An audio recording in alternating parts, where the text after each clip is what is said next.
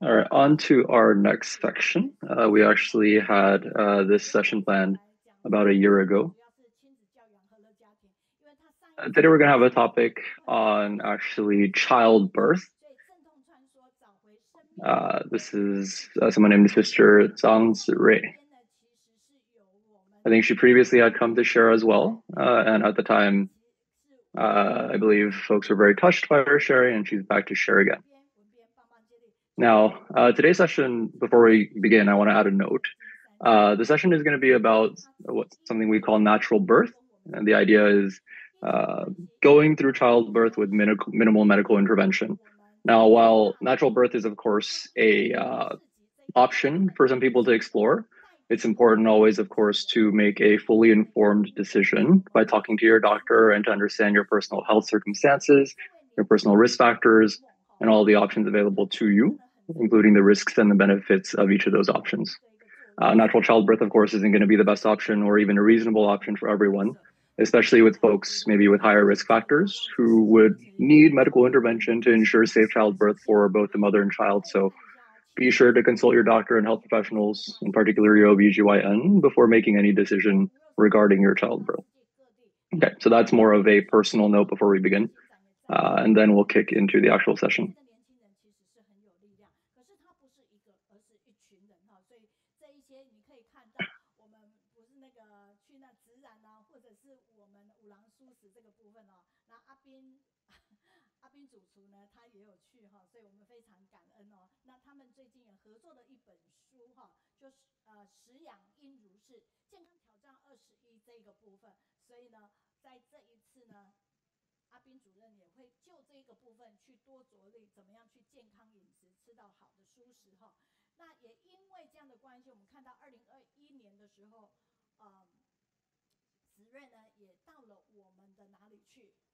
So here are a few videos. And so I think one of the videos playing right now shows the upcoming speaker, Sister Zhirui, in 2021, who had attended it looks like a TIMA event. TIMA is the Tzu International Medical Association. So you see her speaking here.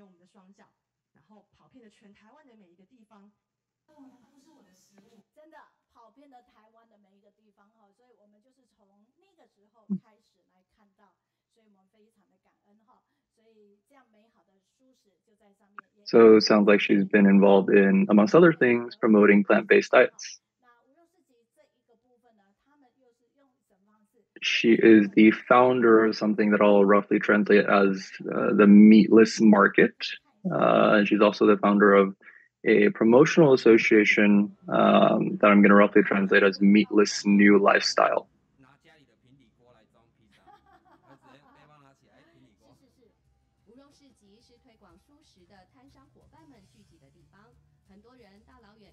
So this right here is a video of that meatless market that I was talking about.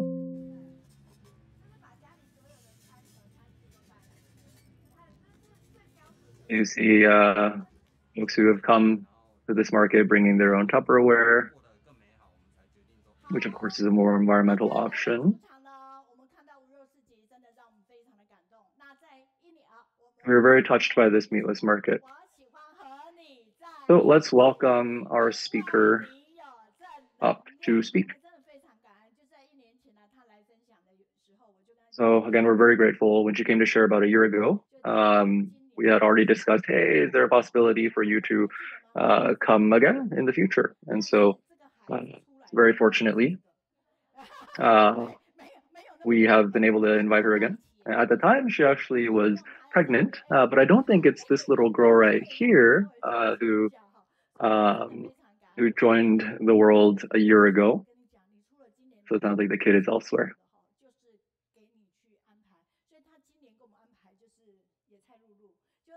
Oh, it looks like there is her baby who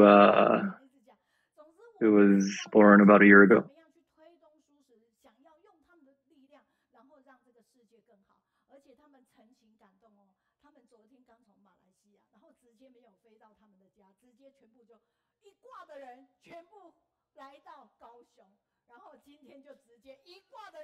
I believe the speaker and her family maybe just flew in from Malaysia, I think yesterday, and came straight to the event. So again, let's welcome our speaker to speak.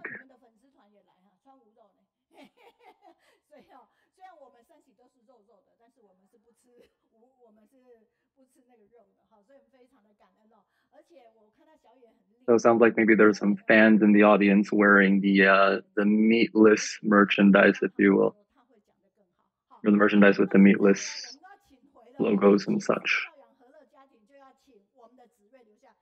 So let's invite Sister Zhirui. And it's totally okay if your daughter, I believe her daughter, decides to stay up here with you.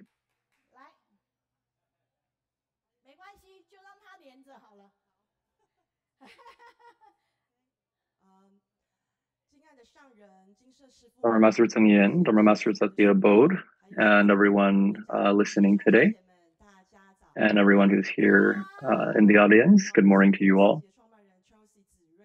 I am the founder of the Meatless Market. My name is Chelsea, or Zhirui. So I've had an affinity with Sister Mayun for the past 3 years or so, so I'm really grateful for the opportunity to come back and share today. And I think there's somebody else who's online listening to me, Sister Jali, so hello to her. A lot of time I shared on a similar topic. It was about a natural birth. The process of a natural birth. And so today I'd like to go into kind of a further extension of that same topic.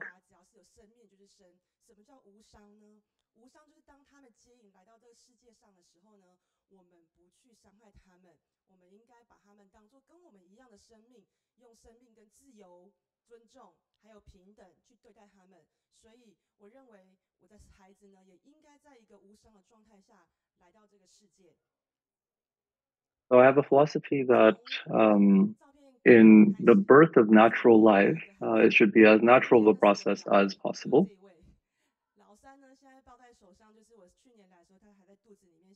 So these are photos of our 3 children. So actually through the birthing process, my midwife, while I was in a lot of pain, the midwife said to me that your belief and your conviction will create the reality. You need to believe that you're capable of this. And as long as you have a strong belief, a strong conviction, we're going to help you through this process. And it really is that as we're going through the childbirth process, we have to believe in ourselves that, yes, I can do this. Although the process is, of course, myself going through pain, but throughout the process, when you have your family with you through that whole process, it really is a big support. Now, as a kid, I did not have a vegetarian or vegan diet. At the time, I didn't really make much of a connection of my diet and life.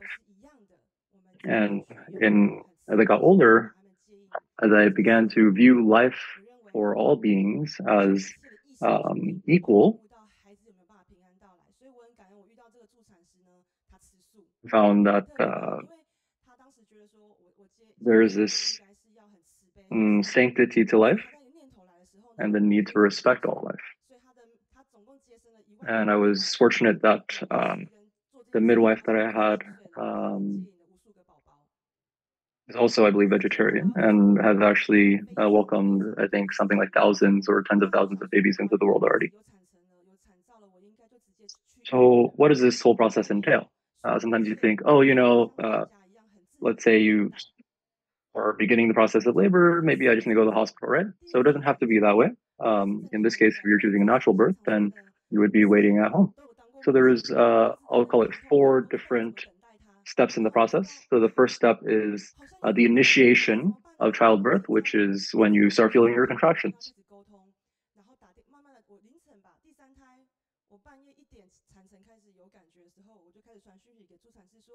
So it was in the middle of the night for me when my 3rd child was,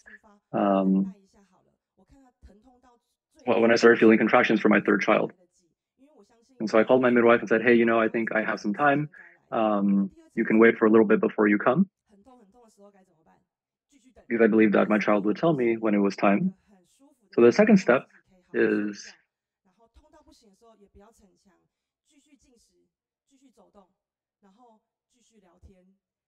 uh, kind of a further step into that process at this point. Uh, Kind of the process of being in labor. So at this point, you may be feeling a lot of anxiety, a lot of pain, and there's a lot of things that you can do to potentially soothe any discomfort and maintain a relaxed state.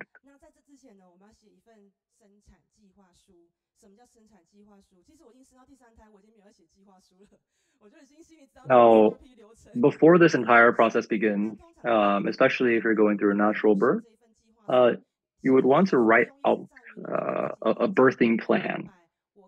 And this is to help yourself understand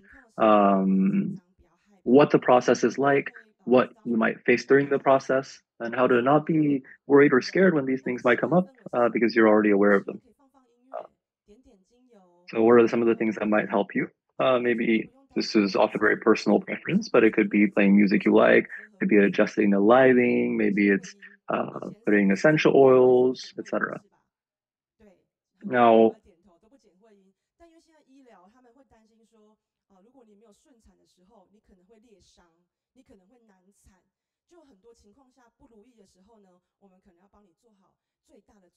in a lot of childbirths today, you may have heard of an episiotomy, which is a surgical cut to the perineum, which is an area of the skin and tissue between the vaginal opening and the anus for females. And so sometimes there is a cut that's made in this area during childbirth to make more space for your baby to be born. In natural birth, I think there's often a goal to avoid this and to have a natural birth by just avoiding that incision and perhaps exploring alternatives like massaging the perineum or performing things like Kegel exercises.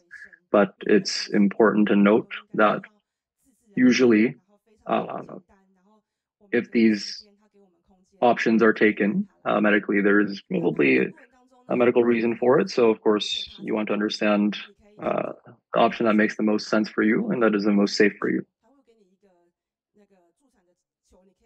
So again, as you're going through discomfort during labor, there's many things you could do. You could, for example, sit on a birthing ball that you can see on some of the illustrations here.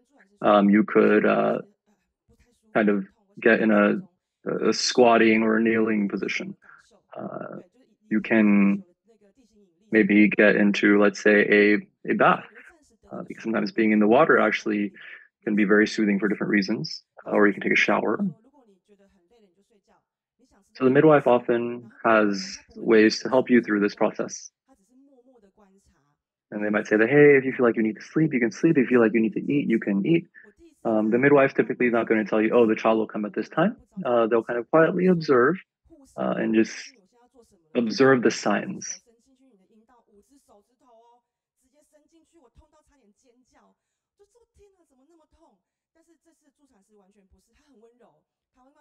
Which was a contrast to, I think, the childbirth that the speaker had in a hospital previously. So because of that, I felt a sense of respect from the midwife, because through the process, I could very deeply understand what the next step was going to be. Every one of my family members and others around me gave me a lot of support. So the natural birth process for me, compared to when I had childbirth in a hospital, I felt like it was something that I felt had benefits for myself. Now, the midwife plays a very important role through the birthing process. It's almost like she's a second mother, telling you, hey, you don't need to be scared. I'm right here for you. This is what's going to come next. You have to make sure to breathe, make sure you rest. If you can't, or if you can't stand it anymore, then this is what we can do, etc. Now, of course, this to me again felt very different from a birth in the hospital. Now, this midwife, the relationship with her, for me, it was like almost like she was birthing the child along with me. Now, the midwife typically has a lot of different roles and tasks. Um, so they have to observe, hey, how far along the child is. Uh,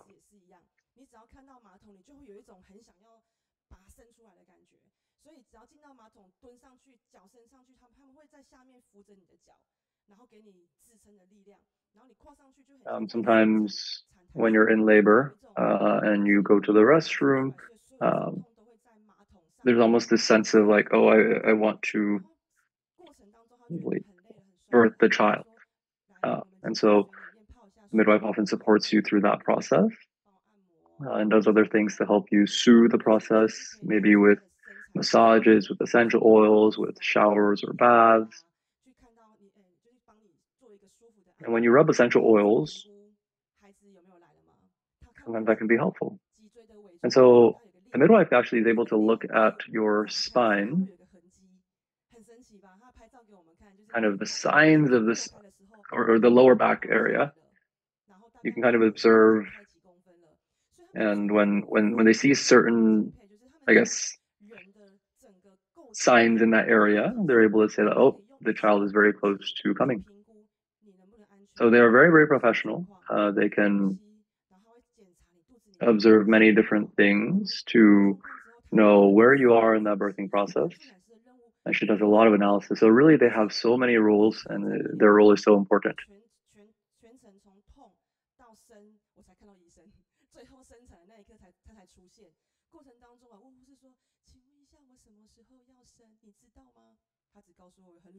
And whereas it felt very different for me when I was in the hospital.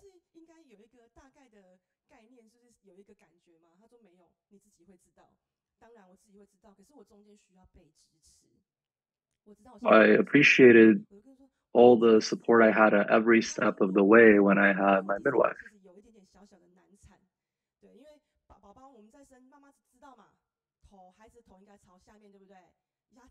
Now, with my third birth,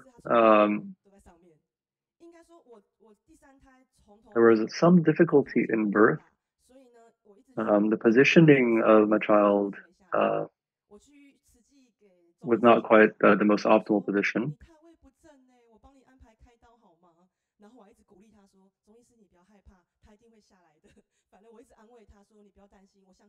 But I was determined to have a natural birth regardless, even though I was actually, worried to a degree. Now I went to the midwife, and the midwife said, that's okay. Let's respect the way that the child comes, even if the position is different. I can still help you to birth the child. Now, of course, that sounds scary, and I was scared, but my midwife gave me a lot of confidence.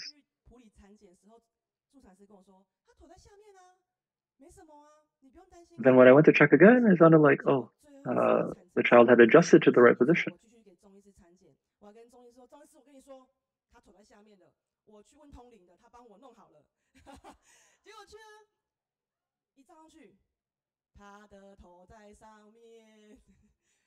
And then so when I went for a final check before the birth, it sounded like the position had adjusted again and had become again the not optimal position.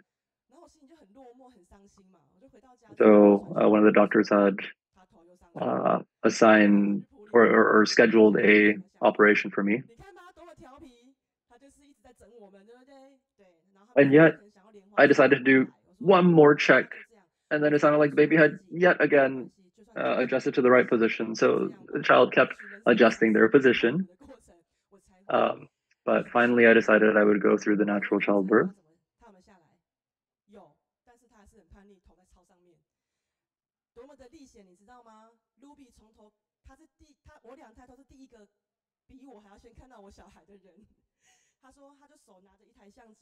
My midwife had been my midwife for 2 births.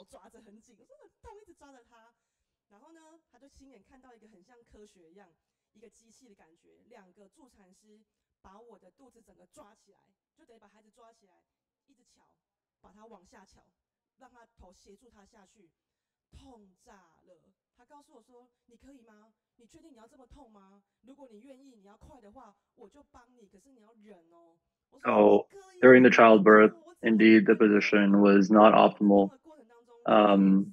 And so the midwife helped me through that process to even adjust the baby's position through the birthing process. And it was a very painful process. And the midwife kept asking me, "Hey, are you okay? Are you sure you can do this?" And of course, I said that I wanted to do this. So I went through with it, but it was definitely extremely painful. And indeed, in the final moment, we were able to welcome our child. So the midwife really is very extraordinary.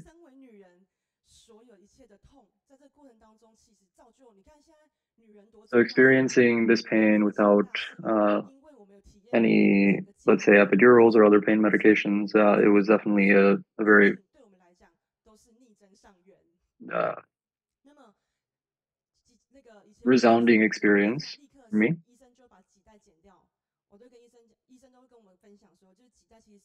I usually, after childbirth, um, the umbilical cord is cut pretty quickly.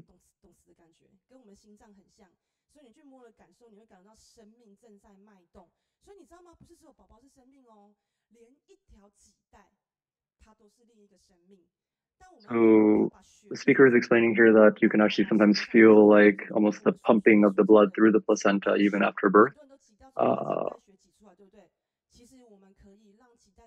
Whereas that could also be true. I think it's also important to note that after birth, the placenta actually becomes dead tissue. Um, so just a note there. But anyways, so the cutting of the umbilical cord, it could be right after the baby is, or now there's a more common practice called delayed cord clamping, which is to wait usually about 30 seconds to a minute before cutting the umbilical cord. It's been shown that there are a number of benefits to doing so, typically more than any possible risks. So uh, there's definitely benefit for especially the baby through that. So it's something that is worth considering. And yet there is one more option that you could take. It's called a lotus birth. And the idea is that you don't cut the umbilical cord at all. You just wait for the umbilical cord to eventually dry off and naturally fall off. Now, this is another another option that I think if you choose to do so, of course, make sure you've spoken to your doctor and fully understand that option and the potential benefits and the potential risks, since up until this point, the studies around that are very minimal. Now, if you choose to go that route and preserve the umbilical cord, then there are many things, many, I guess, creative uses of the placenta that could use. For example, making art pieces like this to commemorate your birth, for example.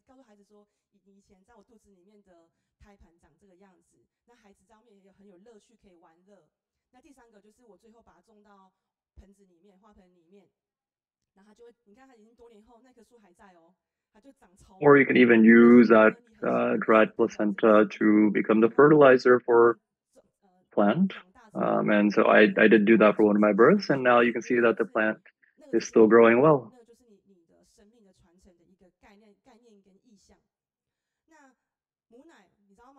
And now let's talk a little bit about breastfeeding. And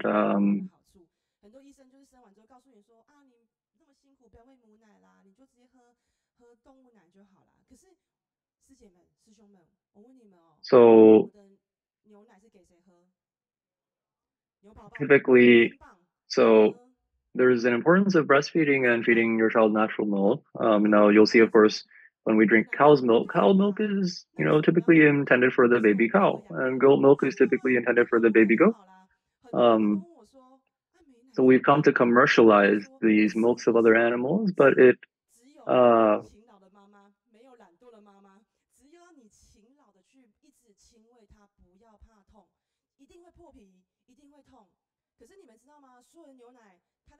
ideally for our child, for various benefits, um, breastfeeding them with natural milk or natural mother's milk uh,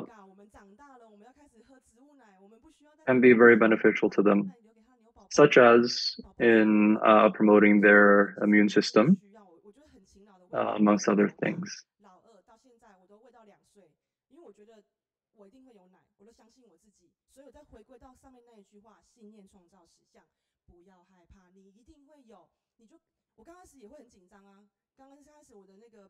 I encourage you if you might be, nervous about the idea of breastfeeding, maybe any pain that might be associated. I encourage you to try and go through that process. I think, and I also believe that it can promote the closeness between the mother and the child. And there are these active ingredients and antibodies that support the child's immune system. And since, breast milk is very natural or naturally produced by us, it must be that it was intended for our kids to have because of the benefits that there would be to them. Now, the midwife also supports you through your postnatal care, or rather your post-birth care.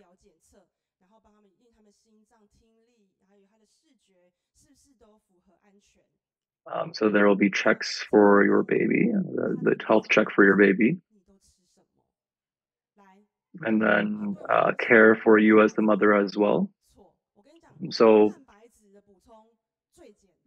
after birth, people may be very concerned about protein intake, but it's actually very, very easy to get the protein intake that you need.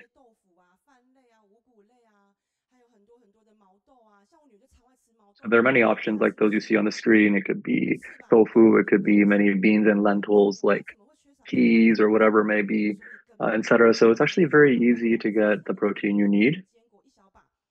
Even if you get just a handful of, let's say, mixed nuts or otherwise, that is also very high in your protein content. So I think you don't have to worry too much. Of course, with vegetables and with fruits, these are also important to consume as well. I had a lot of, I think, celery juice and maybe other just mixed vegetable and fruit juices. The main goal was to maintain a balance nutritionally for myself. For example, I tried to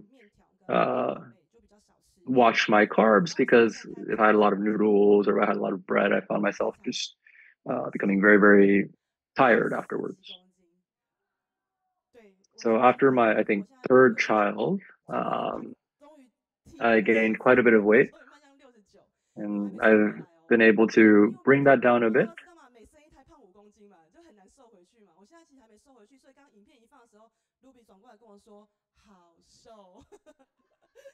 Well, there is a noticeable difference in my physique from before birth and now. But again, what's most important is my health. So between fruits and vegetables, a healthy nutritional balance, and then adequate exercise, those are some of the most important things. And I have found myself actually, after I decided to become or to adopt a plant-based diet later in my life, I have found a lot of benefits to my health, to my complexion as well. So it looks like maybe she hasn't had milk and dairy or sorry, eggs and dairy for some 20 years, and she's felt really good about that.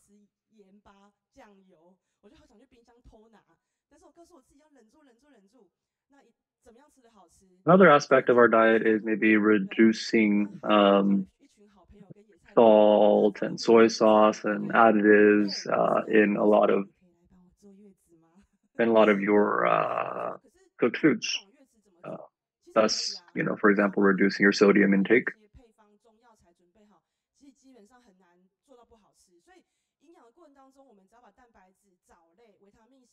So, if we watch all of our important nutritional components, be it protein, calcium, or vitamins and other important iron, other important nutrients, those are things we need to watch. And so we want to understand the food sources that can provide adequate amounts of those nutrition, uh, and accordingly adjust our diet.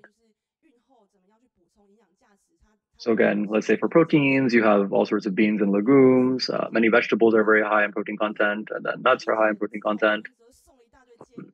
For things like calcium, you have your algae and related foods that can provide a lot of calcium, things like seaweed and kelp. Uh, and then lots of foods provide lots of various vitamins and iron and other things as well. So be sure that you get all the adequate nutrients that you need.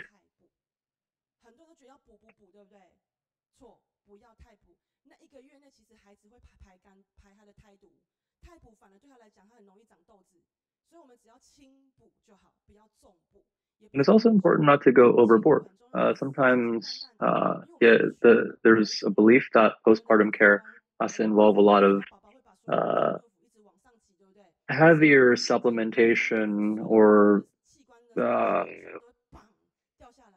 herbs or whatever it may be to try to give yourself the highest nutritional or other medicinal effects. But sometimes going overboard could have negative effects on your health as well because of some of the natural processes that happen after childbirth.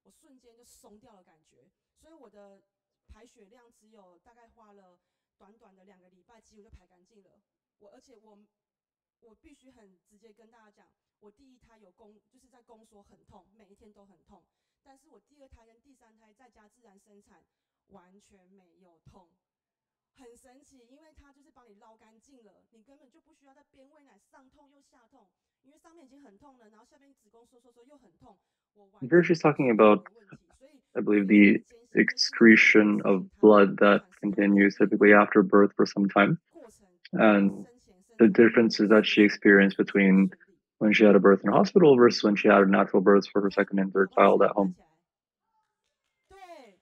So these are meals cooked by my midwife. Doesn't it look really delicious? It really does. You don't even need to eat it. Just looking at it makes you feel better because, look at all the nice colors.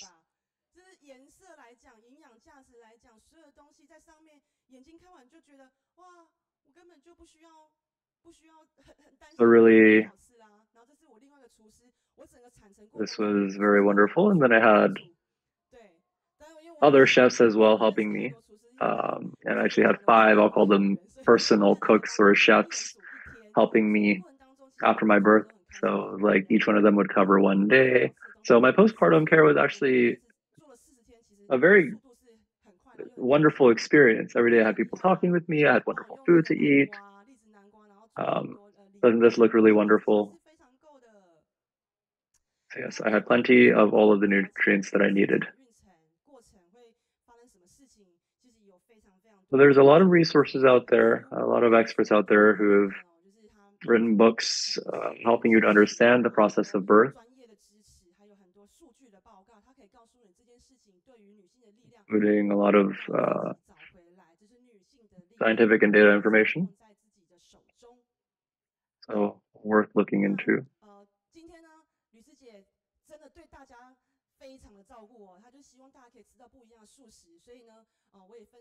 So Sister Mayun also wanted folks to learn about the different kinds of plant-based foods that are offered and about the meatless market that I founded. And so here's a little bit sharing through a video. A video saying something that I thought was a dream before actually became a reality through ways that I wouldn't have imagined. So in this meatless market, every dish that's offered and every smile that I see all represents a firm conviction, a promise to the environment, and a commitment to sustainability.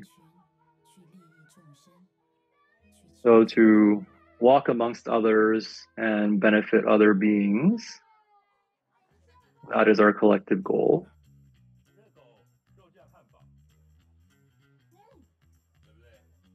So here you see hot dog-like and hamburger-like foods, but they're all plant-based.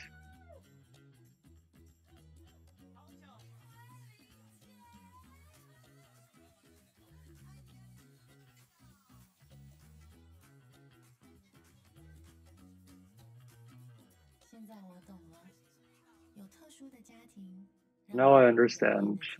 I have a special family that has given me the opportunity to become an entertainer, which has given me the opportunity to help others. So I want to play the role that I can in this market, provide encouragement and support for others.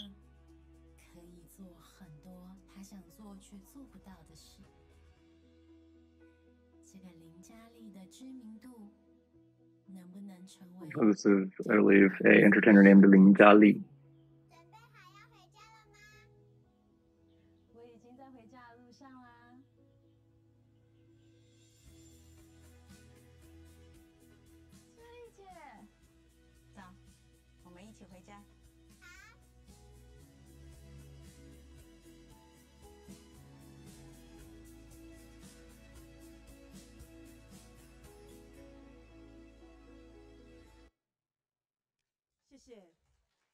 Thank you very much.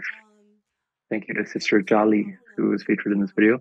So promoting plant-based diets,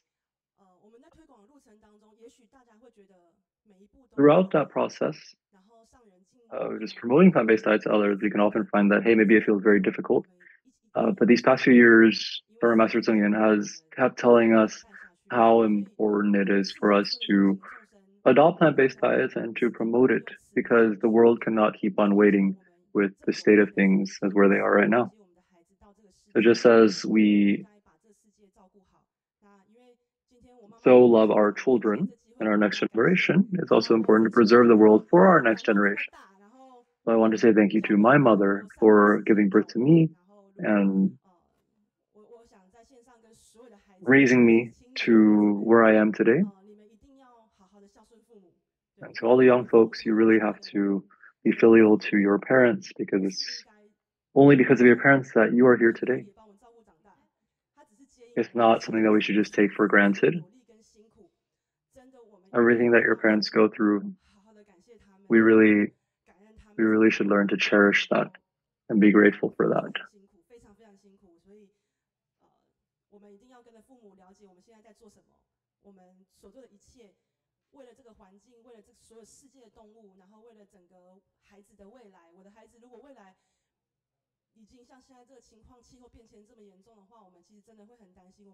As we look at the world right now with climate change, with the way that the world is, that brings worry to me and I'm sure to others as well. So I think it's important for us to come out and promote things like plant-based diets to help preserve the world for our next generation.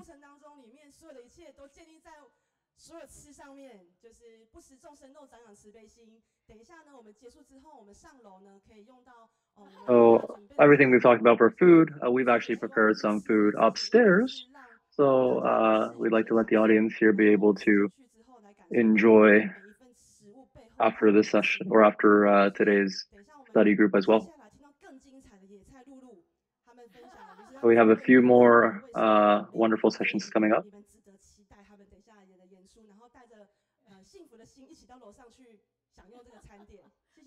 And after these sessions, you can come enjoy a lot of these wonderful foods upstairs.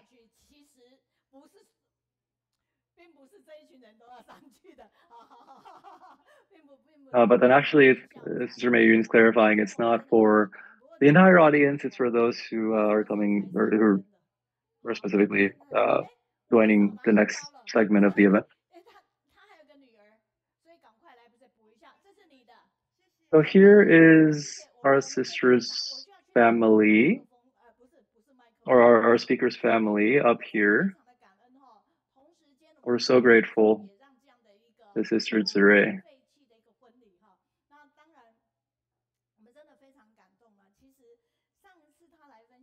We're really very grateful and very touched. Last time when she came and shared, I had asked her if there was a chance for her to also bring together the content around the meatless market.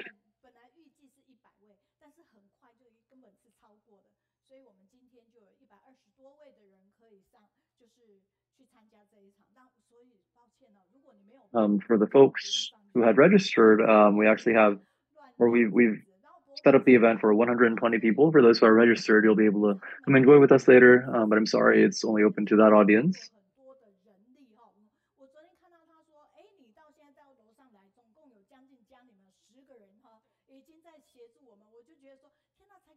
And really, it takes a lot of people and manpower to put this together. So, really so grateful.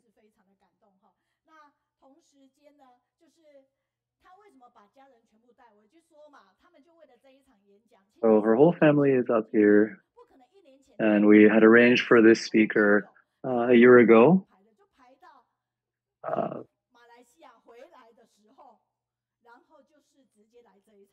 So again, their family just came back from Malaysia, maybe yesterday, possibly even earlier today, I'm not sure.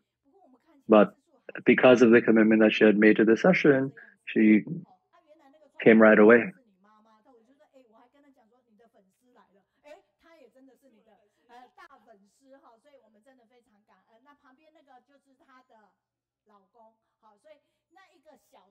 You see her husband, her 3 children. You also see her mother. And you can see the 3rd child, who was just born recently, is so happy.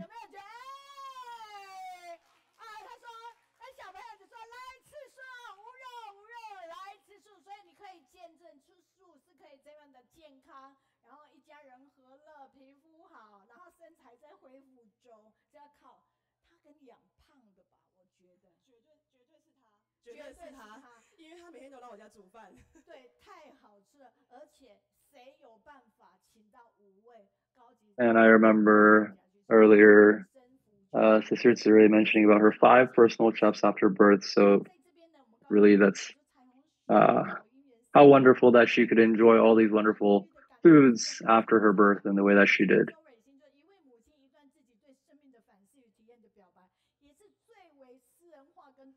So we see some comments coming in from online from our listeners.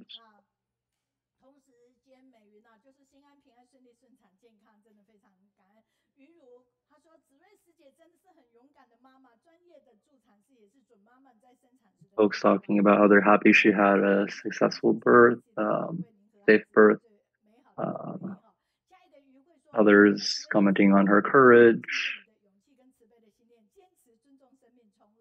her compassion.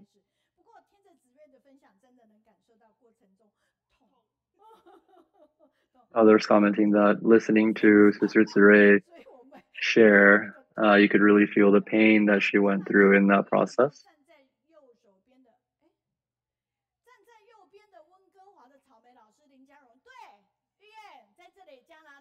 And on the right side of the screen, left side of Sister Meiyun, sounds like this is a volunteer from Canada, who we'll talk about in just a second.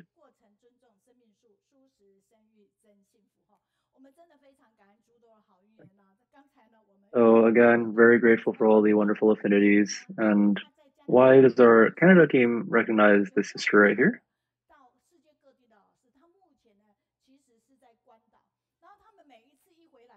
There's actually a volunteer that we send to many different parts of the world. It sounds like maybe she had gone to Canada at some point, and maybe she's in Guam right now.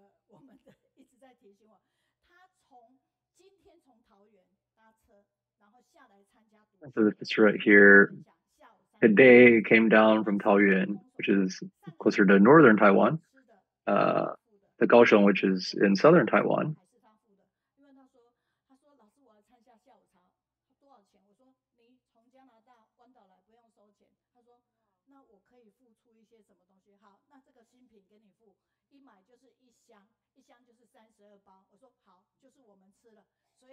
And so she wanted to join the event we have later with all the food prepared. And actually, she decided that she wanted to help support Siji in the event in some way. And so she bought many of these packs of, I think, maybe mixed nuts or it's a chickpea snack, chickpea cracker, I believe. Okay, so thank you everyone once again. And again, I do want to make a note that for something like a natural childbirth, you want to make sure to consult your doctor and medical professional before making any such decisions. So thank you again.